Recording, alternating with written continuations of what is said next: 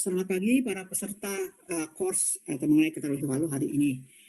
Pertama, saya mengucapkan terima kasih kepada panitia yang telah memberi kesempatan kepada saya untuk bicara mengenai pre-operative management dan optimal timing for tetralogy of value. Saya akan mengulang sedikit mengenai tetralogy of value ini.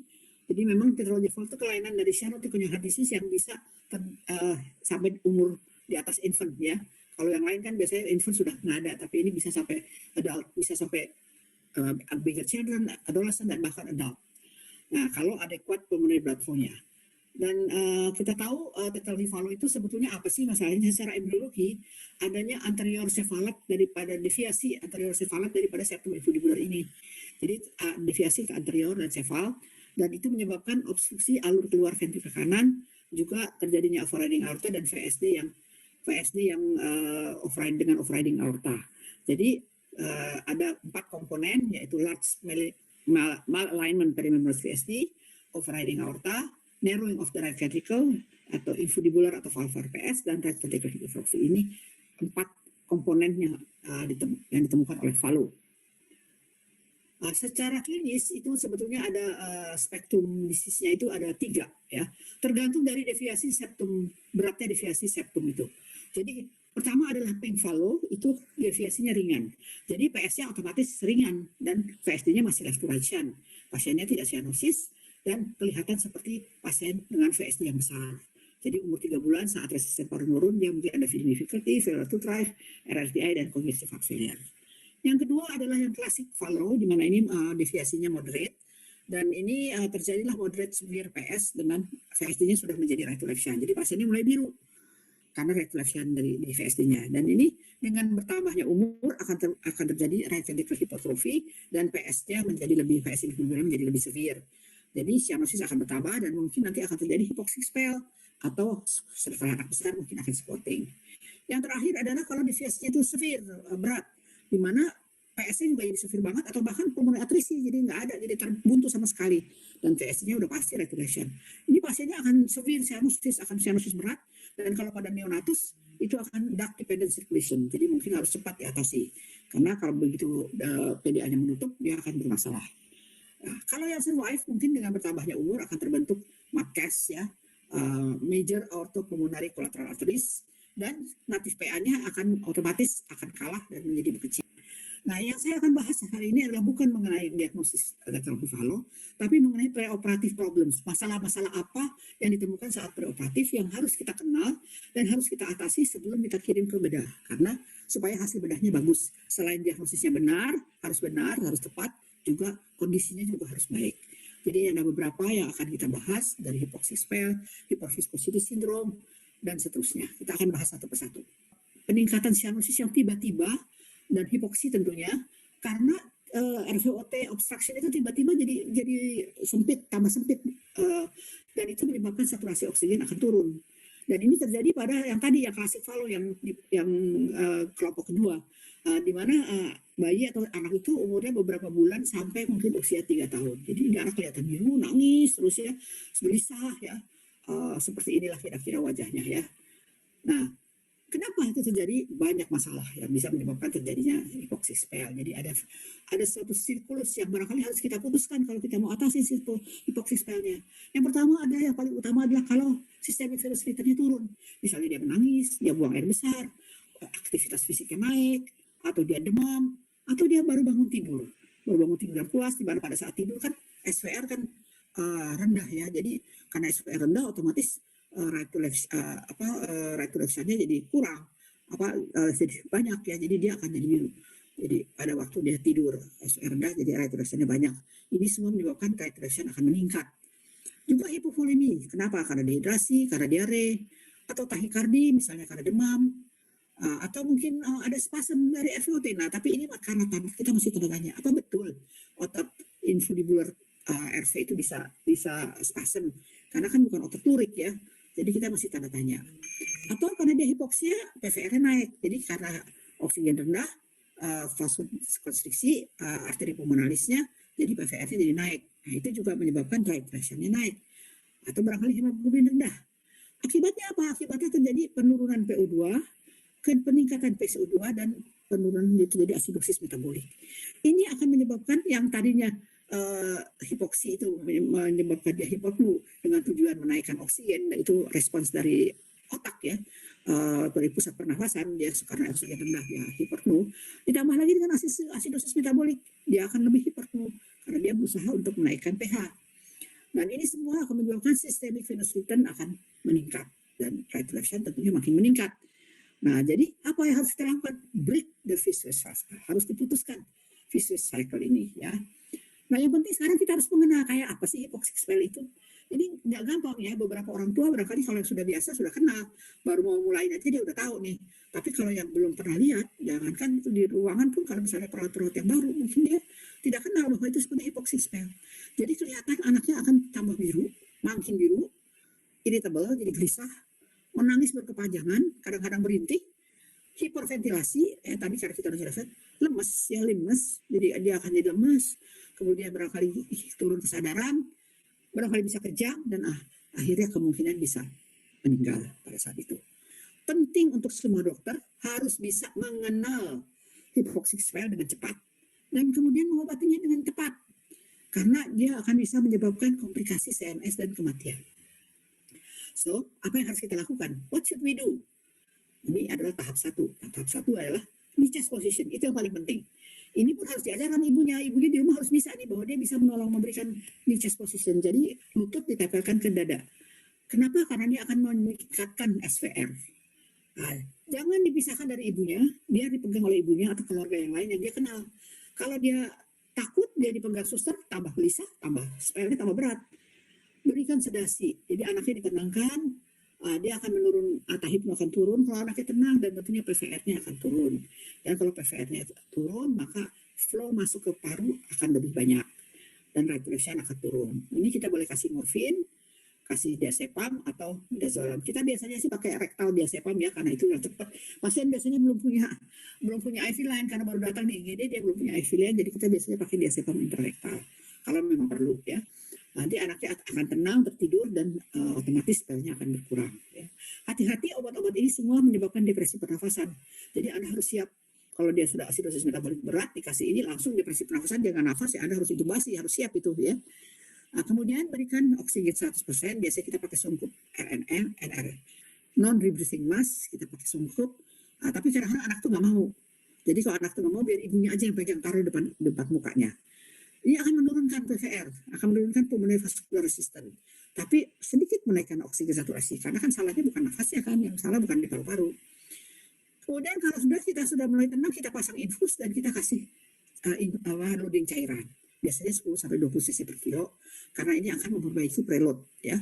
Dan kalau memang ternyata kita sudah ambil AGD dan ada asidosis, kita harus koreksi asidosisnya dengan Dignat. Jadi ini caranya di chest position atau di pangku seperti ini, di pangku di bahu, dan upayakan ini lutut dekat dengan perut, atau kalau dia sudah besar mungkin dia akan tiduran. Dia nggak bisa kita suruh kayak begini ya, dia suruh tidur miring, dan dia kadang-kadang udah ngerti, dia akan ambil posisi sendiri kalau anaknya udah besar ya. Dan ini kita pegang sampai anaknya lebih baik. Nah, ini kita ada contoh, anak ini datang ke IGD umur 1,5 tahun dengan pagi hari dengan severe cyanosis, irritable, prolonged crying, nafasnya cepat dan dalam, lemes, dan sebetulnya terjadi kejang waktu di rumah. Kemudian cepat dibawa ke IGD. Ini pasien nama kita dengan tetralogy falo, dia sedang menunggu jadwal operasi. Nah, ini terlihat setelah tenang di posisi ini chest, ibunya peluk-peluk, ibunya ngajak-ngajak ngobrol, dikasih video, dikasih YouTube, itu dia nonton YouTube, dia mulai tenang. Nah, kemudian dia tenang, dia tidur. Biasanya nanti habis itu dia tidur. Dia nonton YouTube-nya. Oke. Nah, apa yang kita harus lakukan? Kalau ternyata masih spell, belum hilang spellnya.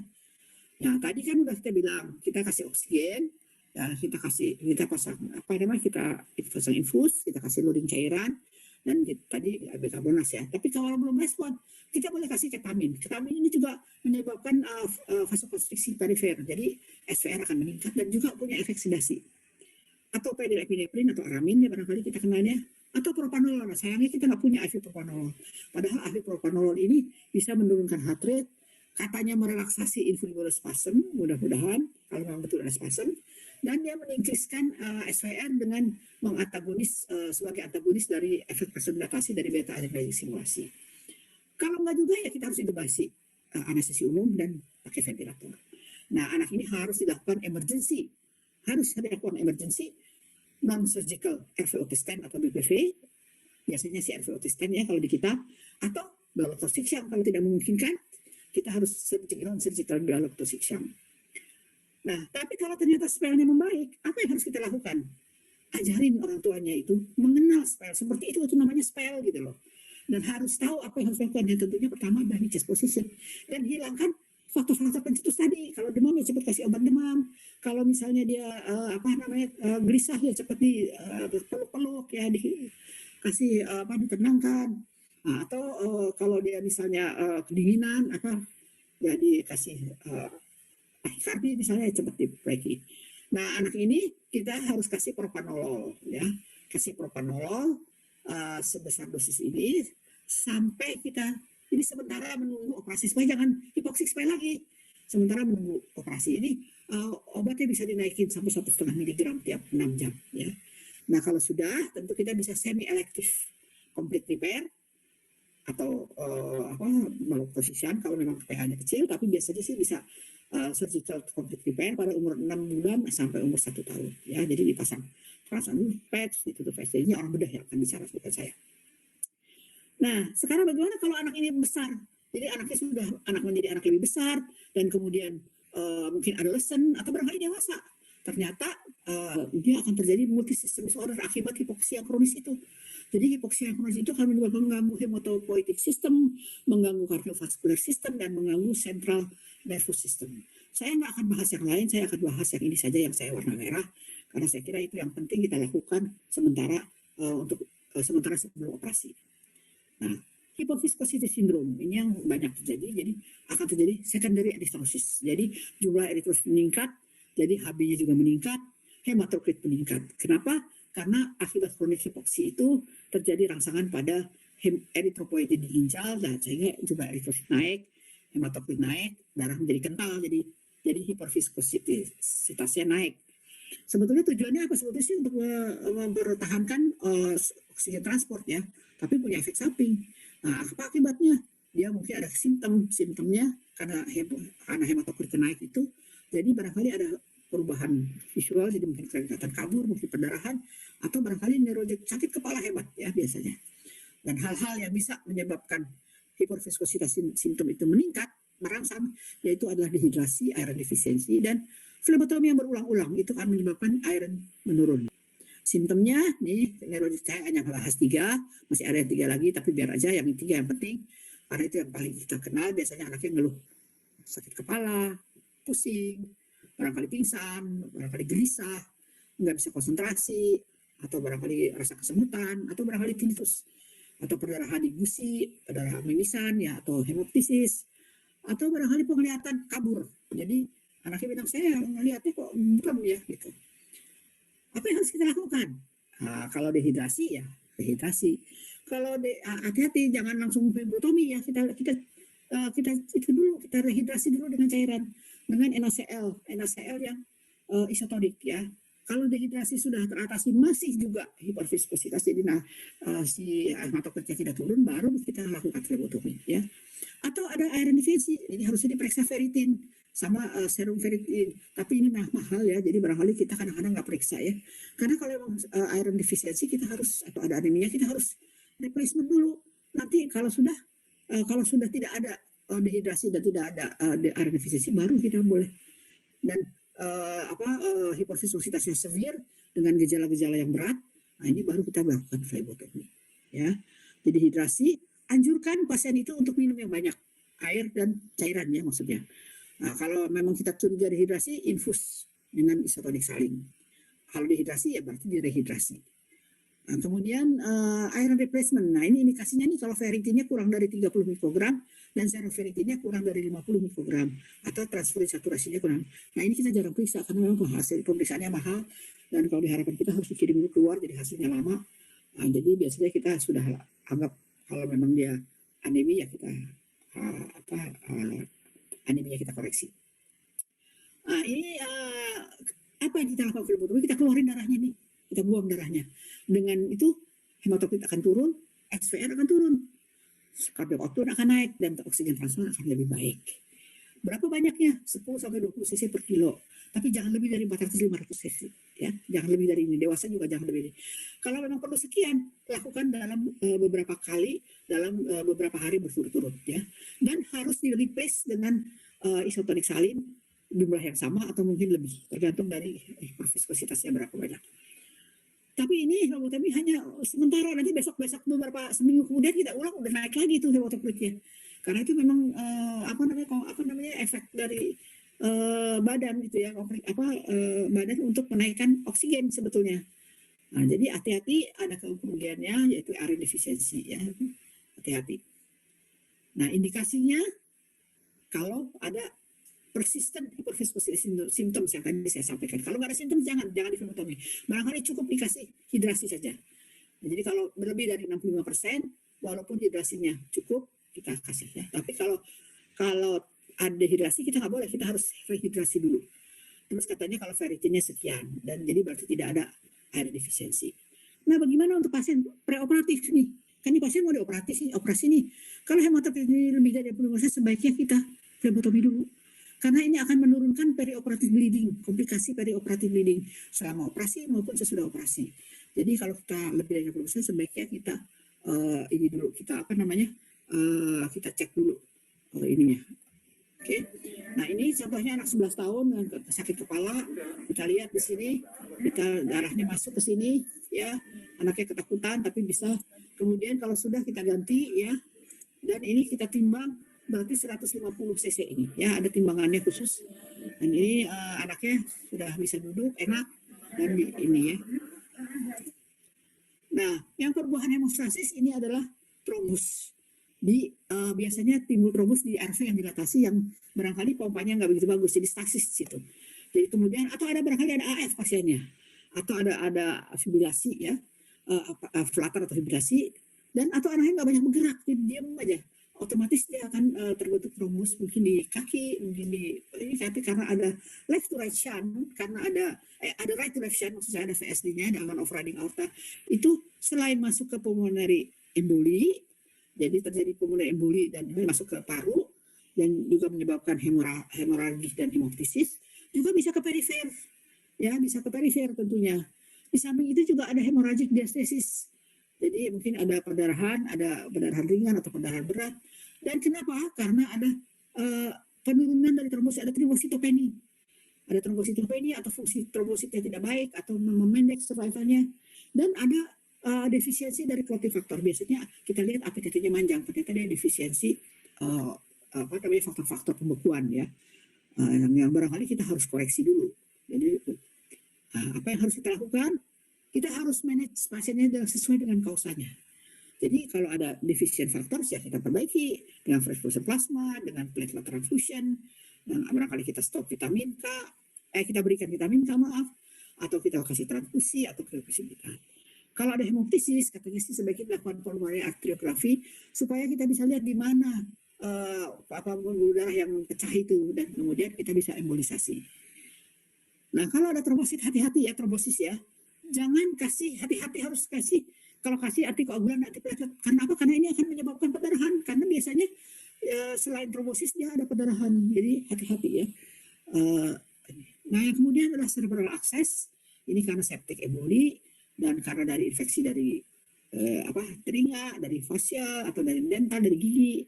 Dan ini karena ada retulation, jadi bakteri itu tidak masuk ke paru yang bakal difilter sama sirkulasi paru, tapi langsung ke sistemik dan sampai ke cerebral ya, biasanya begitu.